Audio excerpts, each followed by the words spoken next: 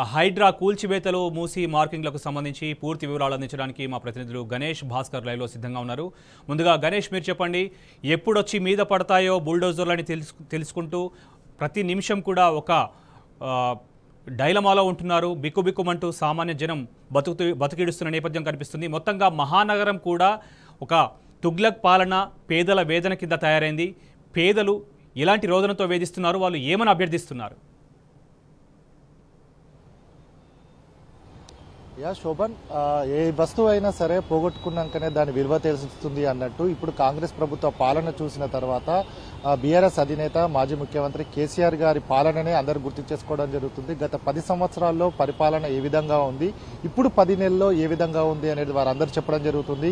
ఏ ఒక్కరికి కూడా కష్టం రాకుండా ప్రతి ఒక్కరికి కూడా కావాల్సింది అడగకుండా సరే వాటిని ఇచ్చిన ఘనత కేసీఆర్ గారిది. కానీ ఇప్పుడు చూసుకున్నట్టయితే 6 గ్యారంటీలు కాదు కదా, దాంతో పాటుగా 420 గ్యారంటీలు ఏదైతే హామీలు ఇవ్వడం జరిగిందో వాటన్నిటి పక్కన పెట్టి మా ఇల్లు కూల్చకుండా ఉంటే చాలు అనే ఒక డైవర్షన్ స్కీమ్ తీసుకొచ్చారని చెప్పేసి వాళ్ళందరూ కూడా బాధపడడం జరుగుతుంది. ఎందుకు ఓటేసామా, ఇప్పుడు వచ్చి మా మీదనే ఏదైతే భస్మాసుర హస్తాన్ని తీసుకొచ్చుకున్నామని చెప్పేసి ప్రతి వారు కూడా నగరంలోని ప్రతి వ్యక్తి కూడా అనుకున్న పరిస్థితి మొత్తం జూలై 19 నుంచి ఇప్పటి వరకు సాగుతుంది. హైడ్రా ఏదైతే జూలై 19వ తారీఖున తీసుకురావడం జరిగిందో హైదరాబాద్ నగరంలో కావచ్చు, చుట్టుపక్కల గ్రేటర్ హైదరాబాద్ కు సంబంధించి హెచ్ఎండిఏ పరిధిలో ఎక్కడైతే ఔటర్ రింగ్ రోడ్ వరకు చెరువుల పక్కన కావచ్చు, ఈ మూసీ నది పరివాహక ప్రాంతాల్లో ఉన్న ప్రజలందరికీ కూడా కంటి మీద కునుకు లేదని కూడా చెప్పుకోవచ్చు. గత 100 రోజులు అంటే 3 నెలల ప్రాంతం నుంచి 3 నెలల నుంచి కూడా వీరందరికీ కూడా కంటి మీద కునుకు లేకుండా వారికి సమీప కార్యాలయాలకు కావచ్చు, జిహెచ్ఎంసీ కార్యాలయాలు కావచ్చు, అలాగే హెచ్ఎండిఏ ఆఫీసులకు కూడా వెళ్తున్న పరిస్థితి కనబడుతుంది. ఎందుకనంటే తమకు సంబంధించిన ప్రాంతాలు ఏదైతే నివాసం ఉంటున్నామో అవి ఎఫ్టీఎల్లో ఉన్నాయా, బఫర్లో ఉన్నాయా అని తెలుసుకోవడానికి వాళ్ళు కూడా చాలా మంది కూడా ఆఫీసులకు తిరుగుతున్న పరిస్థితి కనబడుతుంది. ఈ హైడ్రా వచ్చిన తర్వాత చూసుకున్నట్టయితే వితౌట్ నోటీస్ రాత్రి 3 గంటలకు ఏదైతే ఎర్లీ మార్నింగ్ 3 గంటలకు రావాలి, 6 గంటల వరకు కూల్ చేయాలి, వెళ్ళిపోవాలి. వాళ్ళందరినీ కూడా అక్కడ నివాసం ఉంటున్న వారందరినీ కూడా రోడ్డు మీద వేసిన పరిస్థితి కనబడుతుంది. అటు శని ఆదివారాల్లో మాత్రం ఇట్లాంటి పరిస్థితి కనబడుతుంది. అక్కడ ఏదైతే మల్లంపేటలో చూసుకున్నట్టయితే విల్లాస్ కి సంబంధించి 17 విల్లాస్ ను కొట్టివేయడం జరిగింది. అలాగే బౌరంపేటకి సంబంధించి కూడా మొత్తంగా 45 స్ట్రక్చర్స్ ని కూలగొట్టాము. ఇప్పటి వరకు 111 ఎకరాల ప్రభుత్వ స్థలాన్ని కూడా ఏదైతే ఎఫ్టీఎల్ బఫర్ లో ఉన్న స్థలాన్ని కూడా కాపాడమని చెప్పడం జరుగుతుంది. ఓకే, ఇదంతా బాగానే ఉంది, కానీ మా పట్టా భూములలో కావచ్చు, జిహెచ్ఎంసీ కావచ్చు, అలాగే హెచ్ఎండిఈ ఇరిగేషన్ కి సంబంధించిన అన్ని అనుమతులను తీసుకొని మేము పర్మిషన్ తీసుకున్నాము, ఆ లోన్లు కూడా వచ్చాయి. ఇంతకంటే ఎక్కువ ఏంటి, రిజిస్ట్రేషన్స్ కూడా అయ్యాయి.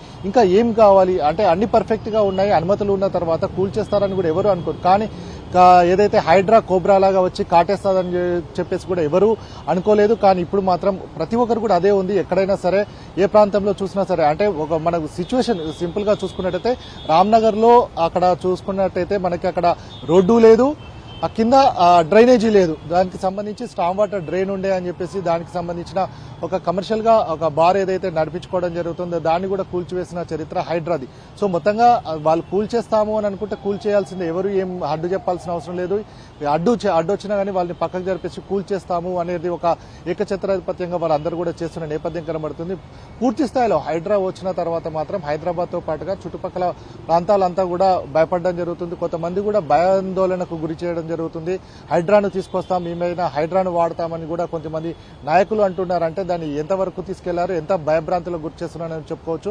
మొత్తంగా ఇటు హైడ్రా ఒక పక్క అయితే, ఇటు మూసీ నదిలో మూసీ అభివృద్ధి పేరుతో ఎంఆర్డీసీఎల్ లో ఏదైతే మూసీ రివర్ డెవలప్మెంట్ కార్పొరేషన్ ఏదైతే తీసుకురావడం జరుగుతుందో గత 3 రోజుల నుంచి కూడా అక్కడ కూడా ఉద్రిక్త పరిస్థితులు నెలకొన్నాయి. గత 3 నెలల నుంచి కూడా ఎంఆర్డీసీఎల్ కి సంబంధించి డ్రోన్ల ద్వారా కావచ్చు, అలాగే అక్కడంతా కూడా ఎఫ్టీఎల్ బఫర్లీ సర్వే చేయడం జరుగుతుంది. అటు లంగర్ హౌస్ నుంచి మొదలుకుంటే మేడ్చల్ ఏదైతే గట్కేసర్ వరకు దాదాపుగా 55 కిలోమీటర్ల మేర మూసీ. గణేష్, ఒక పక్కన హైడ్రా కూల్చివేతలో, ఒక పక్కన అయితే మరో పక్కన ఈ మూసీ రివర్ ఫ్రంట్ కి సంబంధించి అధికారులు వచ్చి మార్కింగ్ చేస్తున్నారు. ఈ నేపథ్యంలో అక్కడ పేదలు వారిని అడ్డుకునే ప్రయత్నం కూడా జరుగుతుంది.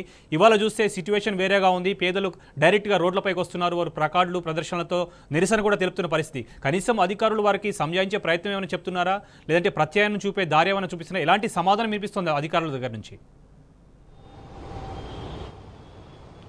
శోభన్ గత 3 రోజుల నుంచి వెళ్ళి సమావేశం ఏర్పాటు చేసుకున్న తర్వాత ప్రిన్సిపల్ సెక్రటరీ నుంచి కావచ్చు, కలెక్టర్ల దగ్గర నుంచి సమావేశం ఏర్పాటు చేసుకున్న తర్వాత మూసీ రివర్ ఫ్రంట్ లో కావచ్చు, మూసీ రివర్ పరివాహక ప్రాంతంలో ఉన్న వారందరినీ కూడా ఖాళీ చేయించాలని కూడా ఆదేశాలు రావడం జరిగింది. ఇందులో భాగంగానే కలెక్టర్లు వారికి ఒక గ్రూప్ కి చెప్పడం జరిగింది. 4 టీములు ఇక్కడ తిరుగుతున్నాయి. 4 టీంలలో ఒకటి రెవెన్యూకి సంబంధించి, పోలీసు, అలాగే మున్సిపల్ కి సంబంధించి, అలాగే ల్యాండ్ అండ్ సర్వే రికార్డ్స్ కి సంబంధించిన వారందరూ కూడా గ్రూపులుగా వెళ్లడం జరుగుతుంది. వీరందరూ వెళ్తున్నారు, చెప్తున్నారు. నిన్న చెప్పి ఏమన్నారు అని అంటే, మీరు ఇక్కడ సేఫ్ కాదు, ఎప్పుడైనా సరే మీ ఇంట్లోకి వాటర్ వస్తాయి, మీరు ఇక్కడ ఉంటే ఇబ్బంది ఉంటుందని చెప్పేసి 2166 అన్ని కూడా 2003 మూసీ పరివాహక ప్రాంతంలో వెళ్తున్నాయి ప్రాంతాల్లో ఇవన్నీ కూడా గుర్తించడం జరిగింది. వీరందరినీ కూడా డబుల్ బెడ్రూమ్ ఇస్తానని ఒక సాకు చూపించి వాళ్ళందరినీ కూడా అక్కడి నుంచి పంపించడం జరుగుతుంది. కానీ ఇక్కడ పట్టా ల్యాండ్స్ ఉన్నాయి, అందులో పర్మనెంట్ స్ట్రక్చర్స్ ఉన్నాయి. దాదాపుగా ఇప్పుడు ప్రస్తుతం మనం చూసుకున్నట్టయితే న్యూ మారుతి నగర్ చైతన్యపురి డివిజన్ కి సంబంధించి చూసుకున్నట్టయితే 3-4 ఫ్లోర్లు ఉన్నాయి. పకడ్బందీగా దానికి సంబంధించిన అన్ని పర్మిషన్స్ ఉన్నాయి. అయినా కానీ వాటిని మూసీ రివర్ బెడ్ అని చెప్పేసి రాయడం జరిగింది. రివర్ దానికి సంబంధించి ఎక్స్ అని పెట్టడం జరిగింది. వారందరూ కూడా చెప్పడం జరుగుతుంది. దాదాపుగా 80 లక్షల నుంచి ₹1 కోటి వరకు కూడా మేము ఇంటిపైన రుణం తీసుకున్నాము, ఇప్పుడు కూల్ చేస్తాము, దీన్ని తీసేస్తాము అని అంటే మా పరిస్థితి ఏం కావాలి? ఇప్పుడు లోన్ ఎవరు కట్టాల్సి ఉంటుంది? మరి బ్యాంకులకు సంబంధించి లోన్ అయితే వదిలిపెట్టే ప్రసక్తే ఉండదు. కాబట్టి ఈ సమస్యలన్నింటి కూడా ఎవరు బయటపడతామో మేము అని ఆత్మహత్యకు కూడా ప్రయత్నించడం జరిగింది. అక్కడ ఏదైతే పెట్రోల్ పోసుకుని కూడా ఆత్మహత్యకు ప్రయత్నించడం జరిగింది. శోభన్.